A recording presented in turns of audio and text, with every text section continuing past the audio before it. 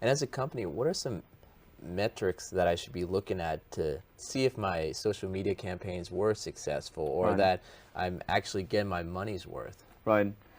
The challenge with measuring social media is that there's a lot of different ways of looking at that, right? So for example, you could look at vanity metrics, I call them, right? So you could look at, is the number of followers increasing, right? That in it by itself is great. You definitely want to see your accounts grow, but it's not necessarily something that speaks volumes about the success, right? Because ultimately as a business, what you want to achieve through social media is you want to see traction in your business, right? Okay. So you can gain 5,000 followers, but nobody is engaging with you or nobody is buying your product as a result. So the result is still net zero, right? Okay. And so what you want to see is you want to see engagement with your audience. You want to see people maybe clicking on the links that you share on social media so that they come to specific landing pages, right? You want to see maybe subscribers to your email newsletters so that you can actually gain influence and that you can reach out to more people and hopefully convince them to buy your product or your service, right? Yeah.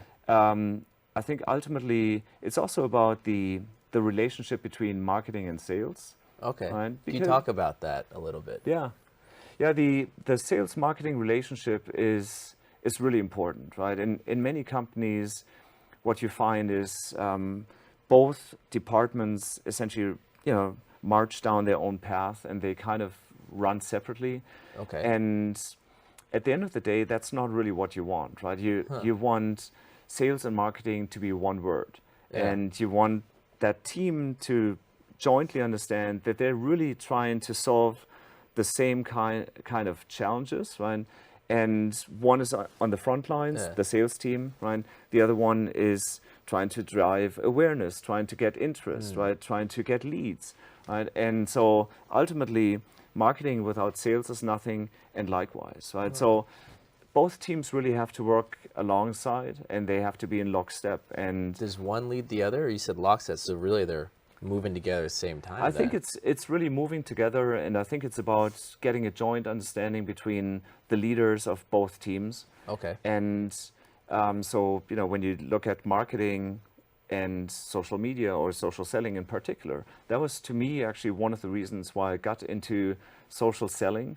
So after realizing the power of social media, on my personal accounts, I figured, it's a great way to actually help the sales team be successful. Because if I can use social media to teach sales teams how to build their profiles, how to build audiences, how to actually share relevant content, and then drive inbound leads, that is extremely helpful, right?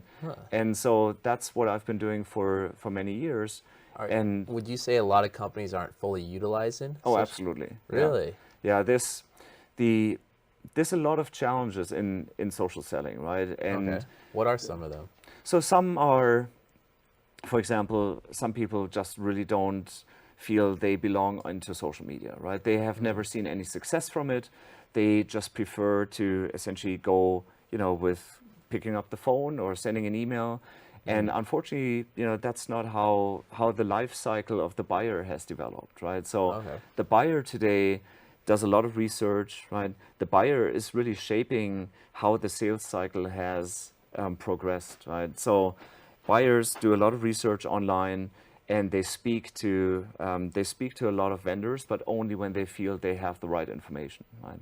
Interesting. So for the salesperson to actually use social media and help the buyer understand, hey, I'm an expert in this field. Whether or not you end up buying my product may not be that relevant, but I can definitely share interesting information with you. You and I should talk, right? And building yourself that position of a trusted resource as somebody who has valuable information, that is something that then on social media allows me to actually leverage social to gain influence in the buying process and make sure that you think of me when you want to buy your next car or when you want to buy a piece of software. So the social media information out there is actually kind of guided and shaping that customer in his research, and you have to position it for them to come back to you through that path. Is that a way to say it or not? No, I think that's exactly how I would say it. And so it's a little bit backwards, when you think about it.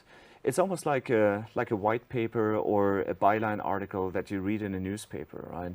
You read the article and somebody says something really smart, and you think, and you read it, and then in the end you say, "Oh, that's really good. I should use that information. Who wrote that? Oh, this guy from this and this company. Okay. I want to talk to him or her, or I want to see what kind of product that company has." And on social media, it's essentially very similar, right? You offer up information, you try to really genuinely help, and it's really about building that relationship, being that trusted advisor, and really trying to help somebody make a step forward in solving the problem that they have by offering up information that's valuable. How would you know what gap in the problem you're trying to solve, the gap, I mean, the information that you're missing out there in social media? How can you discover that? And what I mean by that is, say you're trying to solve this one problem for this customer, and you have all this social media out there, but for some reason you're missing this one little segment right there. How do you go about discovering that that's what you're missing? Right. So, again, on social media and using it for the sales process, you really have to think about where your buyer is and what their issues are, right? And so it's entirely possible that you miss a piece. And what I always advise companies that I work with is also to take smart risks, right? And so experiment a little bit, and you have to consider also the buyer is not static, right? It's not something that is just defined and then it doesn't move anymore. Trends, tastes, all these things just shift over time. And so, you also must really consider, you're not a one-dimensional person, right? Yeah. You're not just. I hope not. You're not, right? You have different interests. Maybe you have a family, right? Maybe you do sports, right? So there's many different levels how you can engage with people, and using social media is actually a great way to figure that one out, right? So, for example, Twitter and LinkedIn, fundamentally different, right? On LinkedIn, you have a much more structured and much more formal kind of conversation. On Twitter, it's very conversational, right? Sometimes it's like a bar, right? And people are shouting over each other and whatnot. And so being able to figure out, what does this person say on Twitter, right? What's their personality? What do they say about themselves? What are their personal opinions? And how do they represent themselves, for example, in a professional network like LinkedIn, right? What are their interests there? And then being able to strike up a conversation about different elements and different aspects of a personality that actually I've seen work fantastically in the sales process. Okay, so we've talked about solving the problem for the client or the potential buyer. We've talked about how different social medias, there's a different type of voice or feel to it, such as LinkedIn and Twitter. What haven't we talked about that you really think is important that people should know? I would say for everybody to get in that and really give social media a chance, that would be the first thing that I would say. Because I think, many times people just get into social and they give it a shot and then they give up. And I think there's huge potential, from a business side, but also personally. I've met amazing people, both professionally and personally on social media, that otherwise I never would have met, right? So that's one. I think consistency is big, right? I see many people fail on social because they try to do too many things at once. Okay. And they try to be on 5 platforms and they try to blog, and then it doesn't work. And after 2 weeks, they give up because they're burned out. Okay. And so, limiting yourself and actually doing the right thing and consistently doing it for an extended period of time is something else. Yeah. And then the third one I would say is probably investing in social media, both from a financial but also from a time perspective. And so from a financial perspective, in terms of getting services that maybe cost you $50 a month or $100 a month can be really, really effective because you get much better services. What are some of those services? And then 30 seconds to talk about how people can contact you and your services.